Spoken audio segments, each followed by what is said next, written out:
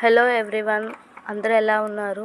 ఇది ఈ వీడియో ఎందుకు చేస్తున్నానంటే మా హస్బెండ్ ఫారెన్లో వర్క్ చేస్తున్నాడని చెప్పాను కదా, ఏ కంట్రీ అని చాలామంది అడుగుతున్నారు. ఒక వీడియో చేసి పెట్టచ్చు కదా అని అన్నారు. సో అందుకోసమే తను వర్క్ చేసేది ఇరాన్లో అండి. శాలరీ ఎలా వస్తుంది, మీరు ఎప్పుడు వెళ్తారని అడుగుతున్నారు. శాలరీ ప్యాకేజ్ బాగానే వస్తుంది. మేము ఇప్పుడు ఇద్దరు చిన్నపిల్లలు కాబట్టి ఇప్పుడే వెళ్ళాలనుకోవట్లేదు. తను బాగా కొంచెం సెటిల్ అయ్యాక అప్పుడు